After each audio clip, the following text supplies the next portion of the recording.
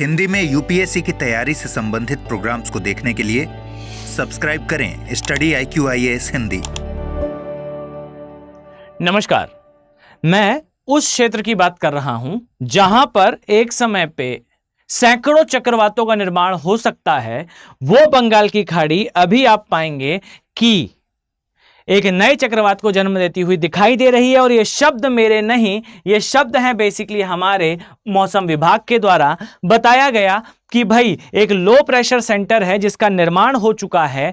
ये low pressure centre आने वाले 2 से 3 दिनों के अंदर एक चक्रवात का रूप धारण कर सकता है। और समस्या केवल इतनी नहीं है कि यह चक्रवात का रूप धारण करके रेमल के नाम से एग्जैक्टली हमारे उपमहाद्वीप में कोई हलचल लाने वाला है। प्रॉब्लम यह है कि ये कहीं हमारे मॉनसून का अवसादन ना क्रिएट कर दे, इंटरप्ट ना क्रिएट कर दे, कहीं ये हमारे मॉनसून को रोक ना दे। यह है न्यूज और इसके पीछे का साइंटिफिक कारण बताया जा रहा है मेडन जूलियन कंसेप्ट या ओसिलेशन को या दोलन को। पहले तो मैं आपको दर्शन कराऊं कि भाई एग्जैक्टली हो क्या रहा है और फिर मैं आपको मेडन जूलियन कंसेप्ट के बारे में समझाऊंगा। ध्यान से देखें पीछे इस नक्शे को। आप पाएंगे कि बंगाल की खाड़ी की ओर कुछ हवाएं चल रही हैं।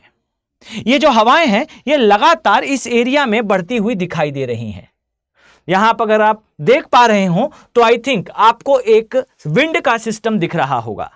जरा ऑस्ट्रेलिया वाले क्षेत्र से आती हुई इन हवाओं को देखिए, अरब सागर से आती हुई इन हवाओं को देखिए और ये बंगाल की खाड़ी में टर्न ले रही हैं। अगर आप जरा फोकस होकर देखें तो आपको दिखाई देगा कि यहां पर एक सेंटर सा क्रिएट हो रहा है। फाइन।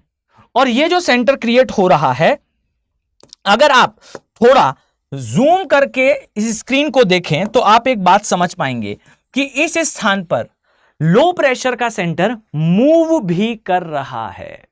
और यह सबसे बड़ी समस्या है। ये जो विंड सिस्टम है यहां आप पाएंगे कि ये चलते हुए पूरे एरिया से इस तरीके से इस ओर बढ़ रहा है एक लो प्रेशर सेंटर के आसपास। अब ये जो विंड मूवमेंट है ये हमारे लिए घातक हो सकता है, क्योंकि भारत का सबसे बड़ा और सबसे इंपॉर्टेंट इवेंट आने वाला है। वो किसान जो कि साल भर इस मौसम का वेट करता है, हमारे बंगाल की खाड़ी में आने वाले इस चक्रवात के कारण यह डिस्टर्ब होने की संभावना है। अभी ध्यान से देखिए मैं आपसे क्या शेयर करना चाहता हूं। ध्यान दें तो बंगाल की खाड़ी में कुछ तीव्र मौसमी घटनाएं जो है वो क्रिएट होती हुई दिख रही हैं, ऐसा मौसम विभाग ने बताया और मौसम विज्ञान विभाग के द्वारा भी इसकी पुष्टि करी गई।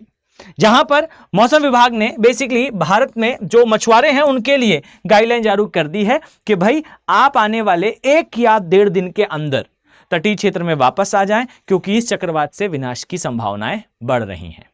डन। First dimension. दूसरा डायमेंशन जरा ध्यान से देखें तो बीते कुछ 15-20 दिनों से इस बात को नोटिस करा गया कि बंगाल की खाड़ी में जो सागरीय सतह है इसका तापमान 2 से 3 डिग्री सेल्सियस बढ़ा है। अब आपके दिमाग में एक प्रश्न आएगा कि भाई 2 या 3 डिग्री सेल्सियस बढ़ जाने से चक्रवात का क्या संबंध। तो आप IAS एस्पिरेंट अगर हैं तब के केस में आपने वो वीडियो जरूर देखा होगा जहां मैंने समझाया था कि भाई 27 डिग्री सेल्सियस तापमान सागरीय सतह का होना आवश्यक है चक्रवात के बनने के लिए, और ये नेसेसरी कंडीशन है, ये फुलफिल करता हुआ दिख रहा है। आप पाएंगे कि 2 से 3 डिग्री सेल्सियस का इसमें तापमान में वृद्धि हुई और इस तापमान में वृद्धि ने कहीं ना कहीं स्ट्रेंथन करा है उस संभावना को जो ये कहती है कि ये चक्रवात विनाशकारी हो सकता है। अब जो मेडन जूलियन कंसेप्ट है इसका इससे खासा संबंध है, पर यहां पर इस कंसेप्ट की ओर जाने से पहले मैं आपको एक रोचक जानकारी और देना चाहता हूं। यहां पर जो वैज्ञानिक हैं, जो मेट्रोलॉजिस्ट हैं, उनका एक बात और कहना है। ध्यान से समझिएगा।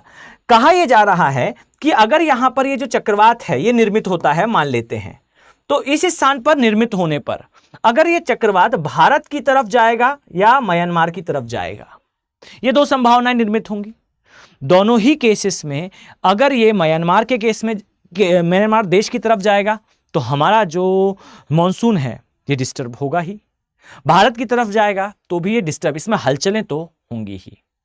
यहां मैं आपको दिखाऊं तो इसे खासा जो है वो इंडिकेट करा गया। यहां पर लिखा हुआ है यदि जो भारतीय तट की ओर ये बढ़ता है तो ये भारतीय मॉनसून का समर्थन करेगा, और यदि ये म्यांमार की ओर बढ़ता है तो ये भारतीय मॉनसून को जो है वो नकारात्मक रूप से प्रभावित करेगा।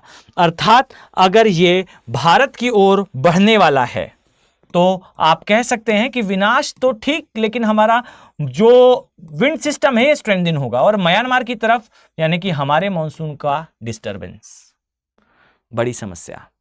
फाइन, तो ये है भाई एक न्यूज। अब जरा इसके दूसरे डायमेंशन पर फोकस करिए। कहा यह जा रहा है कि मेडन जूलियन ऑसिलेशन से इसका खासा संबंध है। अब ये मेडन जूलियन ऑसिलेशन क्या है? तो कुल मिलाकर अगर मैं आपको सहज शब्दों में समझाऊं तो मेडन जूलियन ऑसिलेशन बेसिकली जैसा आपने सुना होगा भाई, इंडियन ओशन डाइपोल हो या फिर एल नीनो की कंडीशन हो या फिर लानिना या मेडन जूलियन ऑसिलेशन, ये सभी भारतीय महामॉनसून को प्रभावित करते हैं।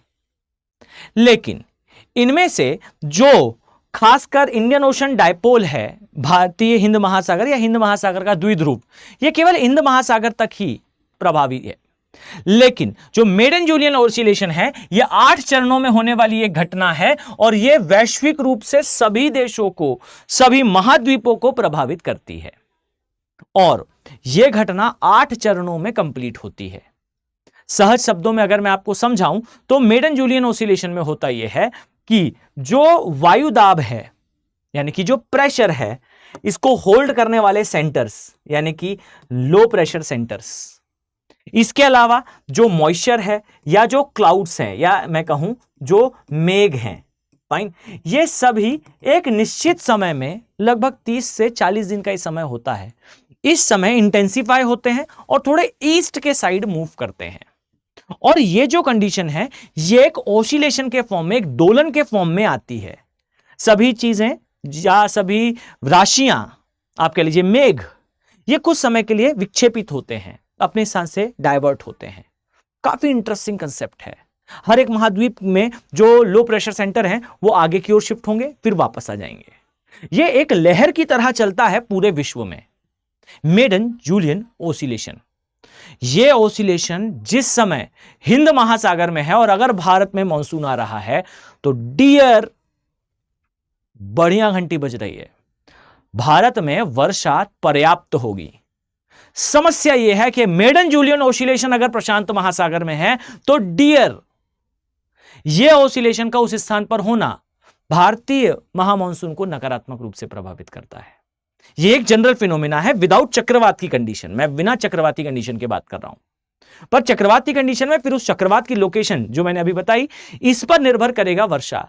और हमारे लिए वर्षा खासा इंपॉर्टेंट है। भारतीय अर्थव्यवस्था खासा डिपेंड करती है बेसिकली मॉनसून पे, और यह मॉनसून को प्रभावित करने वाला है। और यह कहा जा रहा है कि हिंद महासागर के ऊपर से यह गुजरेगा, और अगर यह गुजरता है तो हमारे लिए उपमहाद्वीप में अच्छी बारिश तो होती है, जबकि अगर यह प्रशांत महासागर की ओर हो तो हमारे लिए खतरे का निशान है। अब मेडन जूलियन ऑसिलेशन के होने पर जो वायु राशियां हैं और खासकर वायु दाब के जो केंद्र हैं, अगर मैं आपको सीधा सीधा यहां नक्शे पर डायरेक्ट ही समझा दूं तो यह है भाई हमारा दक्षिण अमेरिका वाला पोर्शन, और इस तरीके से आप आएंगे तो यह है उत्तरी अमेरिका वाला पोर्शन, और इस तरीके से मैं भी रफली ड्रॉ कर रहा हूं, सो प्लीज ध्यान से देखें। यह आपको पोर्शन दिखाई देगा इस तरीके से अफ्रीका वाला, ये पोर्शन बच्चे ये है भारतीय उपमहाद्वीप वाला पोर्शन, और यहां से चलते हुए आप आएंगे तो ये पोर्शन आपको दिखाई देगा, और यहां आपको वर्ल्ड मैप कंप्लीट होता हुआ। अब जरा ध्यान से देखें, आप पाएंगे कि जो मेडन जूलियन ऑसिलेशन है वो कहीं ना कहीं जो डिस्टरबेंस है, जो वायुदाब के केंद्र हैं, उन्हें शिफ्ट करने का कार्य करता है। और इस कंडीशन में अगर ये लहर, ये दोलन हमारे महासागर से गुजरती है तो इंटेंसिफिकेशन कई बार हो जाता है चक्रवातों का, और ये शिफ्ट होने लगते हैं। और जब ये शिफ्ट होते हैं तो जैसा मैंने आपको अभी बताया कि एक विशाल, अभी तो इंटेंसिटी हमें नहीं पता, बट ऐसे चक्रवातों का निर्माण होता है। इसे रेमल चक्रवात नाम दिया जाएगा। आने वाले कुछ दिन भारत के लिए और खासकर हमारे पूर्वी तटीय राज्यों के लिए अलर्ट भरे होने वाले हैं। इसी कोई अपडेट होती है तो मैं डेफिनेटली आप तक लेकर आऊंगा। अब अगर आप आईएएस एग्जाम की तैयारी कर रहे हैं और इसी प्रकार से कंसेप्चुअल नॉलेज के आधार पर आप एग्जाम को क्वालिफाई करना चाहते हैं तो मेरे साथ जुड़ सकते हैं स्टडी आईक्यू के जो ऑप्शनल के बैचेस हैं इनमें। ज्योग्राफी ऑप्शनल की मैं क्लासेस लेने वाला हूं। इन क्लासेस में आपको 300 प्लस मार्क्स कैसे ज्योग्राफी अर्थात भूगोल में स्कोर करें मैं इसे आपको समझाऊंगा। इतना ही नहीं, आपको आपका प्रीलिम्स बेहद ही आसान लगेगा, कारण ये वो सब्जेक्ट है जिसमें आपको जियोपॉलिटिक्स पूरी कवर होती है, क्योंकि यहां पर राजनीतिक भूगोल आता है। इसमें आपका इन्वायरमेंटल ज्योग्राफी अर्थात पर्यावरणीय भूगोल आता है। आपको पर्यावरण के सारे प्रश्न पीनट लगने वाले हैं क्योंकि आप इस ऑप्शन को चुनने वाले हैं। यह भी कि आप इकोनॉमिक ज्योग्राफी आर्थिक भूगोल के नाम से जब इसे पढ़ेंगे तो आपको इकोनॉमिक्स के कोर कंसेप्ट समझ में आएंगे, और इंडियन ज्योग्राफी और फिजिकल ज्योग्राफी तो आप इसमें पढ़ेंगे ही। ये वो सब्जेक्ट है जो कि 30 से 35 क्वेश्चन डायरेक्टली आपको आपके प्री में देता है। तो इस ऑप्शनल को केवल इसलिए ना चुने कि यह आपको मेंस में असिस्टेंस देगा, जीएस का पेपर 1 आपके लिए बेहद ईजी बना देगा। आप इसे इसलिए भी चुने क्योंकि यह आपको आपके प्री क्वालिफाई कराने की गारंटी देता है। मैं उम्मीद करता हूं कि मैं वो सभी सीरियस आईएएस एस्पिरेंट्स को जो मेहनत के आधार पर अपने यूपीएससी को क्वालिफाई करना चाहते हैं, उन सभी एस्पिरेंट्स को इन बैचेस में देखने वाला हूं। चलिए मिलते हैं नेक्स्ट वीडियो में। Have a very nice day. Thank you. Hindi में यूपीएससी की तैयारी से संबंधित प्रोग्राम्स को देखने के लिए सब्सक्राइब करें स्टडी IQ IAS हिंदी।